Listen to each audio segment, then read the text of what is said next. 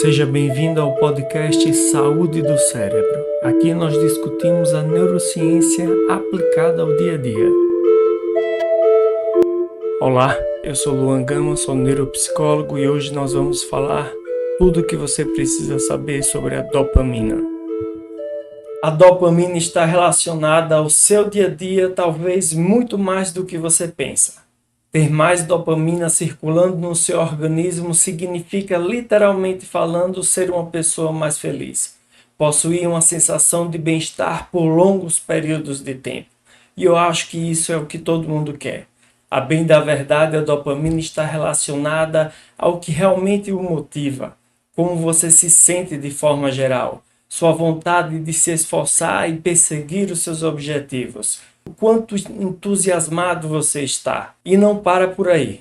A dopamina está influenciando nossos pensamentos, nossos sentimentos, nossos comportamentos, nossos desejos e até a nossa percepção do tempo. Nesse episódio eu vou falar sobre a tão famosa dopamina e o que leva você a fazer as coisas que você faz. Falarei como a dopamina está relacionada ao dia a dia. Vou citar um experimento científico que comprovou o aumento significativo e rápido dos níveis de dopamina, de forma saudável e sustentada. Quero explicar exatamente o que é a dopamina e quais seus mecanismos de funcionamento, para que não reste nenhuma dúvida. E também o que é e o que nos leva a ter picos de liberação de dopamina, denominada na literatura científica como liberação volumétrica ou liberação tônica de dopamina. Quais são os comportamentos e as substâncias que aumentam os níveis de dopamina e o quanto aumenta? Algumas estratégias de como você pode modular sua própria liberação de dopamina. E por último, vou separar um tempo para falar detalhadamente sobre a relação íntima entre a dopamina e o TDAH. Depois de toda essa introdução, vou começar citando um experimento científico fascinante, comprovando que apenas por meio de comportamentos podemos alcançar níveis significativamente altos de dopamina, e principalmente de forma longa e sustentável. Esse estudo foi publicado pelo Jornal Europeu de Fisiologia. Vou deixar o link aqui nas descrições. Neste experimento, as pessoas foram divididas em 3 grupos. Cada grupo entrou em um tanque de água com temperatura diferente, mais especificamente 32 graus, água em temperatura ambiente, 20 graus, água um pouco fria e 14 graus, água gelada.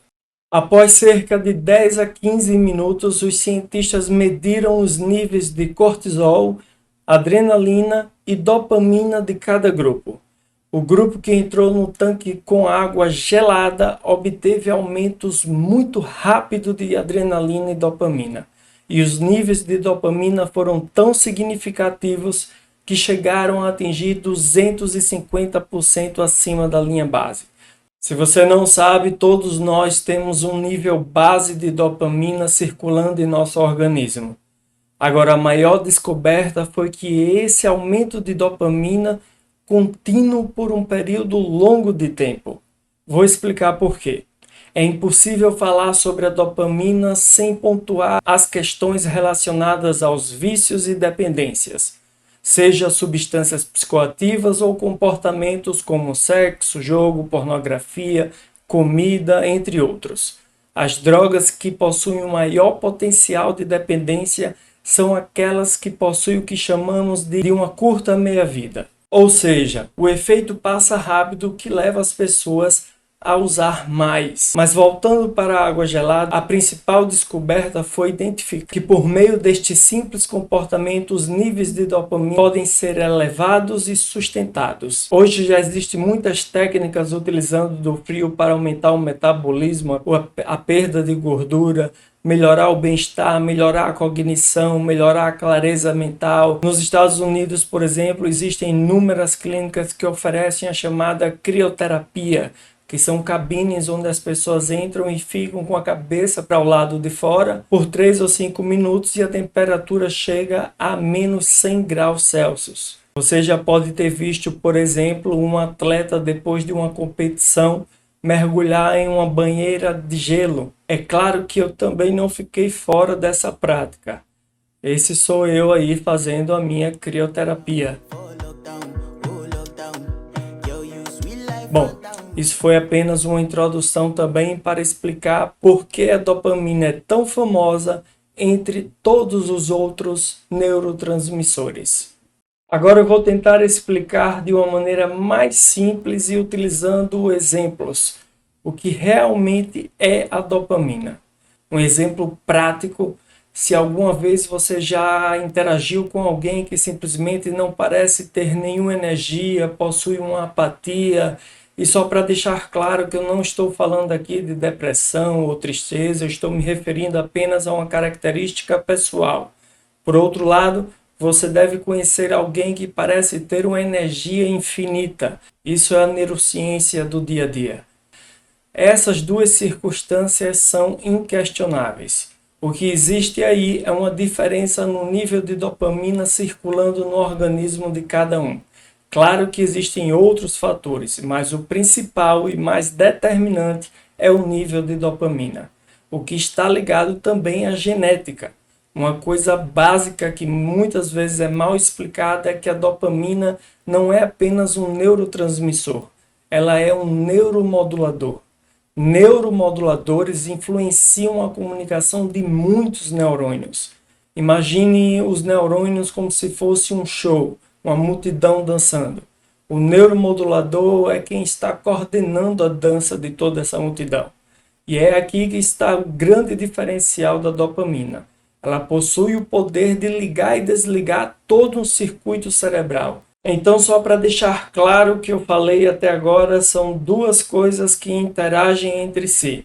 Primeiro, o nível base de dopamina, que é específico para cada pessoa e que possui uma forte relação com a genética, assim como nossas experiências passadas. Segundo, a capacidade de todas as pessoas experimentar picos de dopamina acima da sua linha base, o que é chamado na literatura científica de liberação tônica de dopamina. Como eu citei o exemplo da água gelada.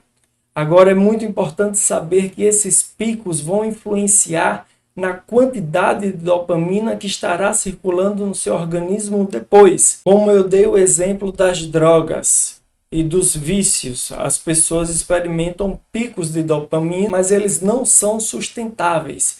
Isso muitas vezes leva as pessoas a usarem novamente e novamente até que a dependência se instale. Inúmeras coisas e substâncias no seu dia podem promover aumentos rápidos de dopamina. Bom, agora vamos falar da parte dos comportamentos. Exercícios físicos. Bom, essa parte para mim foi a mais interessante. Eu vou explicar por quê. Tenho certeza que a maioria esmagadora das pessoas, quando falamos em atividades físicas, pensam nos benefícios, na endorfina, na sensação de bem-estar, na estética, apesar de muitos também pensarem no esforço, no sacrifício, mas sempre a ideia que vou me sentir mais energizado, mais motivado, deve ser predominante. Bom, não é bem assim que funciona. Simplesmente porque a subjetividade de cada pessoa vai influenciar diretamente o nível de dopamina experimentado ao fazer determinado exercício físico. A dopamina está entrelaçada com o aspecto subjetivo. Então, na verdade, o exercício físico terá um impacto diferente nos níveis de dopamina de cada pessoa, dependendo do quanto ela gosta daquele tipo específico de exercício. Bom, e aí eu tenho uma notícia boa e uma notícia ruim. As pessoas que não gostam de fazer exercícios obterão menos aumento de dopamina ou nenhum aumento de dopamina no organismo. Vai variar de acordo com sua experiência subjetiva de gostar ou não.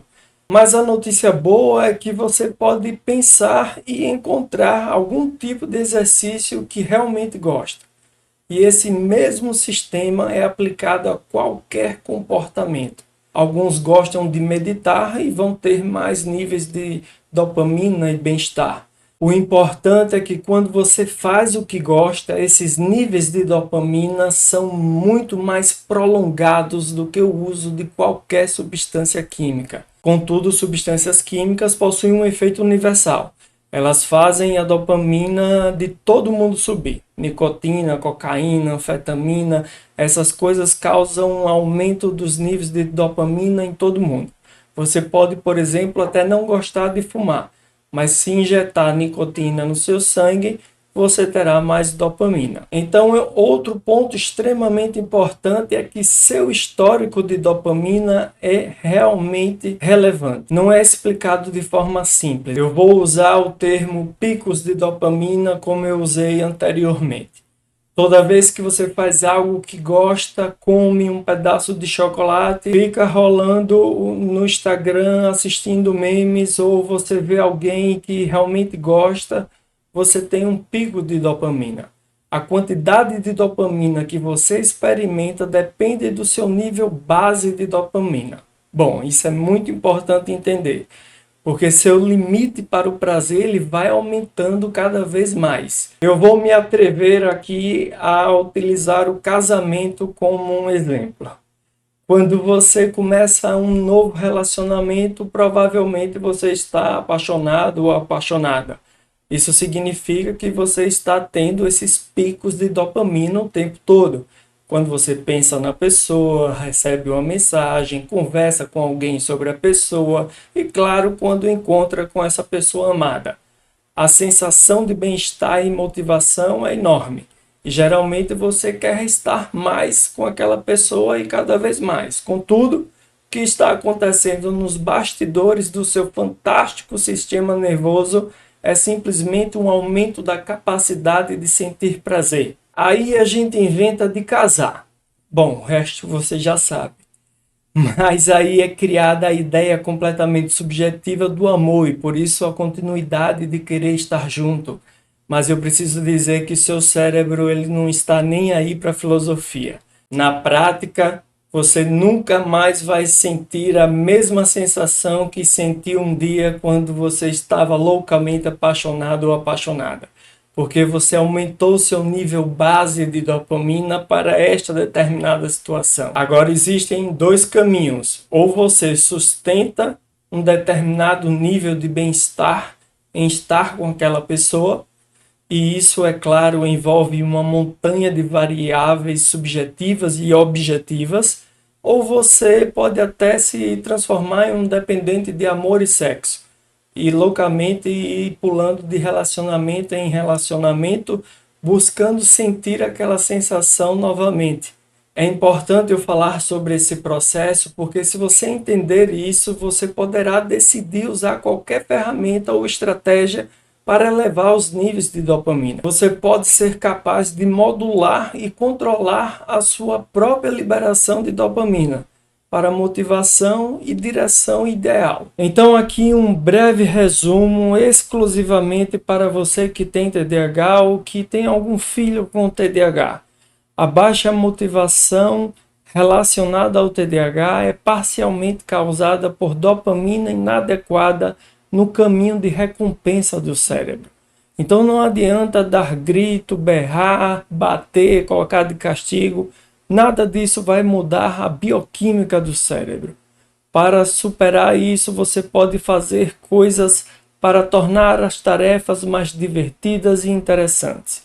Torne-as urgentes, desafiadoras ou faça com que elas pareçam novas. Dei exemplos de como usar um cronômetro para criar urgência, fazer em um local novo, dividir a tarefa em segmentos, utilizando o tempo, a técnica Pomodoro ou alguma versão dela.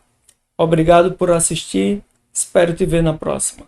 Isso vai depender muito também de quantos likes e de quantos assinantes no canal eu vou conseguir. Porque eu também sou TDAH e eu preciso de uma recompensa. Depois de ter gravado esse podcast, que demorou pra caramba. Eu tive que parar várias vezes